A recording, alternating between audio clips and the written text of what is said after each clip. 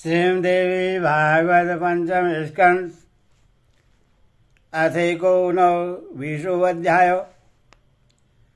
सज्जनों, सभी को नमस्कार। आज आपको भगवत पुराण में सुखदेव जी का व्यास जी के आश्रम में वापस आना, विवाह करके संतानोपति करना तथा परम सिद्धि की प्राप्ति कराना क्या कथा कहूँगा। कथा को सुनने से पहले सज्जनों, इस चैनल को सब्सक्राइब लाइक जरूर करें। भगवती माता आपको हमेशा कृपा करे। कथा सुनिए। सुखदेव जी का व्यास जी के आश्रम में वापस आना, विवाह करके संतानोपति करना तथा परम सिद्धि की प्राप्ति करना। सुखदेव जी बोले, हे महाराज, मेरे हृदय में यह शंका हो रही है कि माया में लिप्त रहते हुए कोई मनुष्य निःश्वस कैसे हो सकता है। शास्त्र का ज्ञान प्राप्त करके नित्यानित्य का विचार करने पर भी चित्त से मोह नहीं दूर होता, तब भला वह मनुष्य मुक्त कैसे हो सकेगा। मनुष्य के मन में स्थित मोह को दूर करने के लिए केवल शास्त्र बोध ही समर्थ नहीं हो सकता। जैसे केवल दीप जलाने की बात करने से अंधकार दूर नहीं होता, अतः बुद्धिमान मनुष्य को चाहिए कि वह कभी किसी से द्वेष भाव न रखे।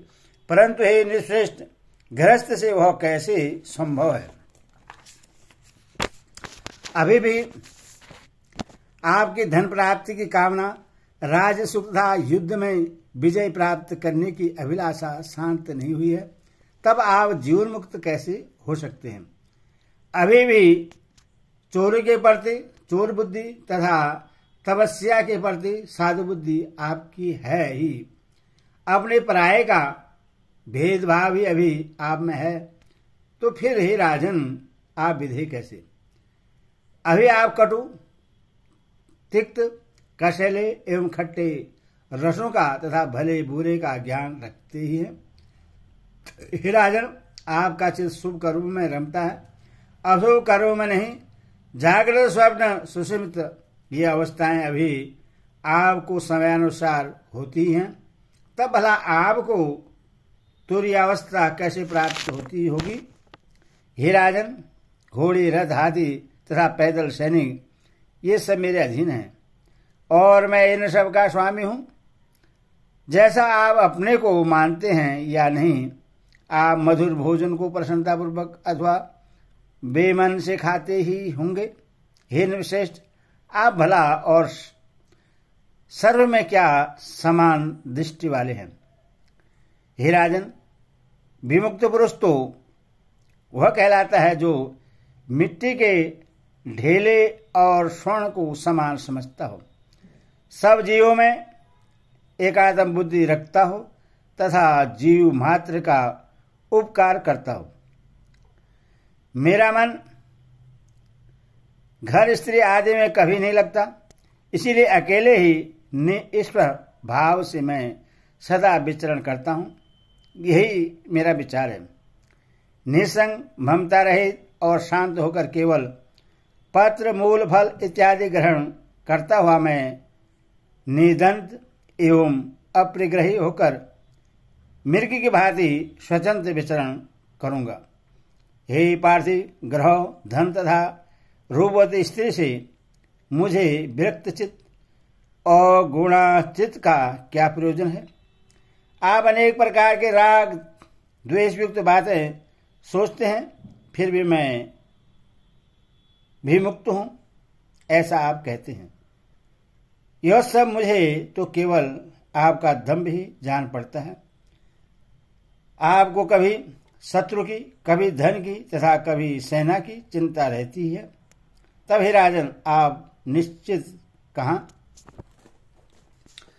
स्वल्पाहारी, अटल व्रत वाले जो बेखानस मुनि हैं, वे इस संसार की अनित्यता को जानते हुए भी इसमें आसक्त हो जाते हैं। हे राजन, आपके वंश में उत्पन्न सभी राजाओं का नाम विधेय यह हो जाता है। इसमें भी आप धोखा समझे, दूसरा कुछ नहीं।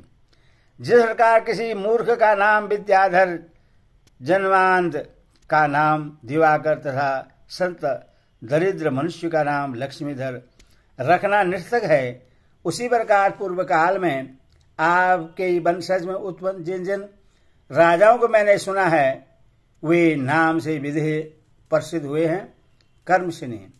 हे निर्भ, आपके कुल में पहले निमि नाम के राजा हो चुके हैं। उन राजसी ने एक बार अपने गुरु वशिष्ठ मुनि को यज्ञ के लिए निमंत्रित किया। उस समय वशिष्ठ जी ने उनसे कहा कि आपसे पहले इंद्र ने मुझे यज्ञ के लिए आमंत्रित कर रखा है। इंद्र का यज्ञ संपन्न कराकर मैं आपका भी यज्ञ पूर्ण करूंगा। अतः हे राजेंद्र, तब तक आप धीरे धीरे यज्ञ सामग्री एकत्र कराइए। ऐसा कहकर वशिष्ठ मुनि इंद्र का यज्ञ कराने के लिए चले गए और महाराज निमि ने किसी दूसरे को आचार्य बनाकर अपना उत्तम यज्ञ संपन्न कर दिया। यह सुनकर वशिष्ठ जी राजा पर अत्यंत क्रोधित हुए और उन्हें सांप देते हुए बोले, हे गुरु का परित्याग करने वाले, तुम्हारा शरीर नष्ट हो जाए। यह सुनकर महाराज निमि ने भी सांप दिया कि आपका भी शरीर नष्ट हो जाए। इस प्रकार वे दोनों एक दूसरे के सांप से नष्ट हो गए, ऐसा मैंने सुना है। हे राजेंद्र, विधेय होकर भी राजा ने अपने गुरु को स्वयं सांप क्यों दे डाला? हे नृपश्रेष्ठ, यह तो मेरे मन में परिहास जैसा प्रतीत हो रहा है।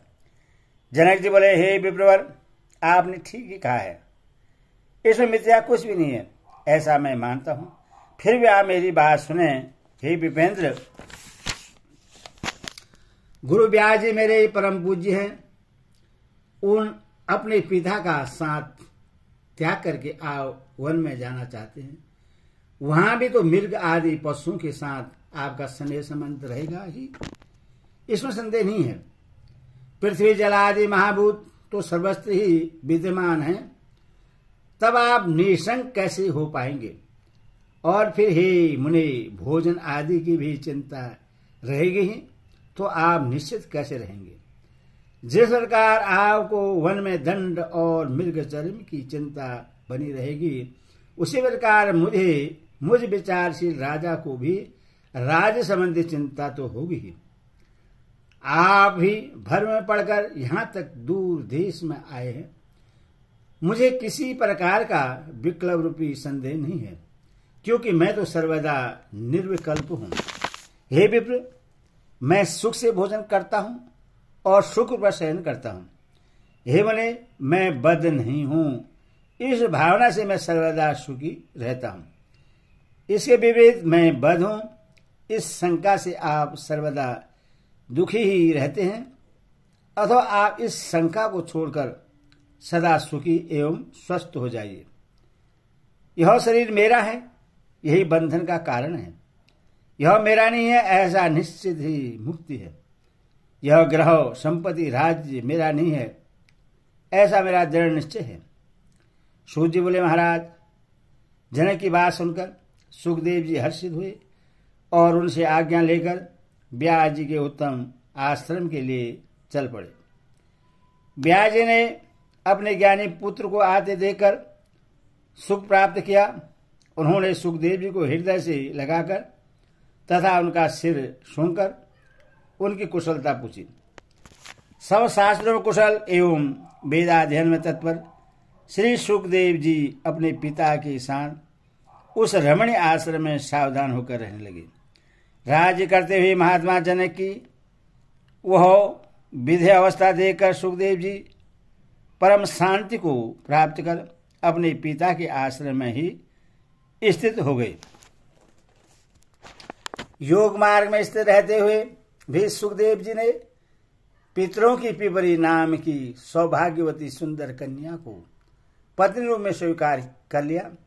उन्होंने उसे कृष्ण, गौर पर्व, भूरी और देवश्रुत नामक 4 पुत्र उत्पन्न किए। साध एवं प्रतापी व्यासुत सुखदेव जी ने कीर्ति नाम की एक कन्या उत्पन्न करके उस कन्या का विवाह विभार्य के पुत्र महात्मा अणु के साथ कर दिया।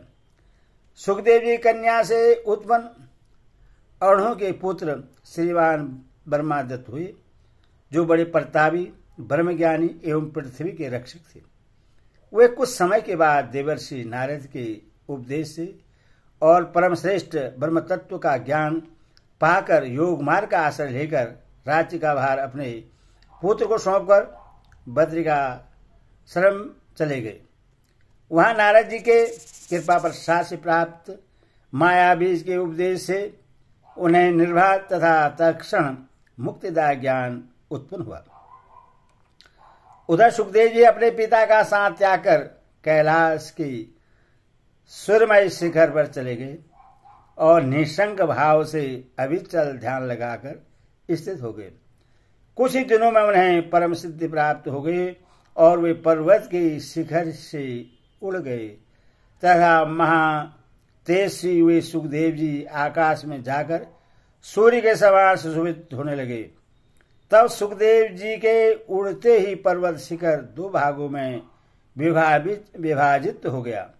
सुखदेव जी ने के आकाश में जाते ही अनेक प्रकार के उत्पाद होने लगे।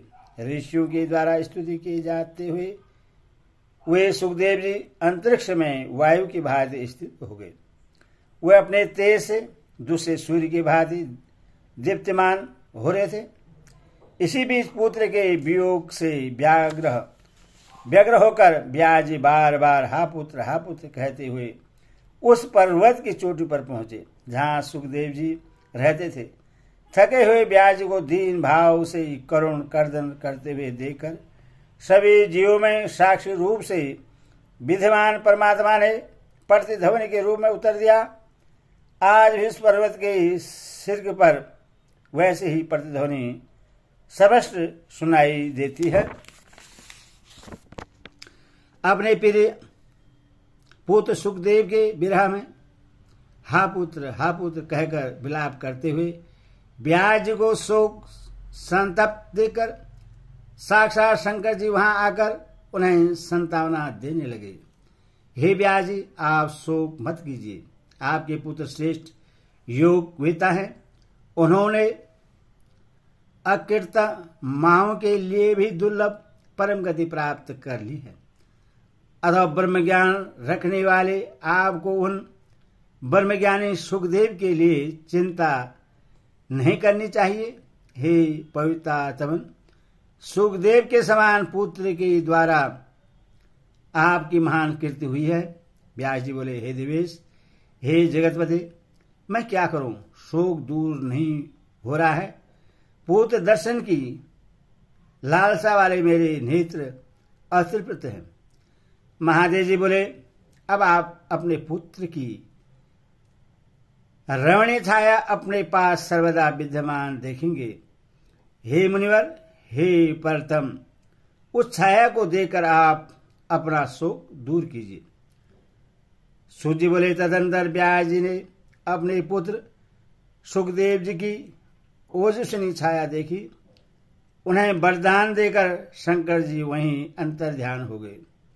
महादेव जी के अंतहित हो जाने पर व्यास जी भी अपने आश्रम को लौट आए। सुखदेव जी के वियोग से संतप्त होकर वे अत्यंत दुखी रहने लगे। यदि श्री देवी भागवत महापुराण 8-10 सहितानम प्रथम सुखस्य विवाहादिकार्यवर्णम नामेकोन 20 अध्यायो। बोलो हिंदी माता की जय।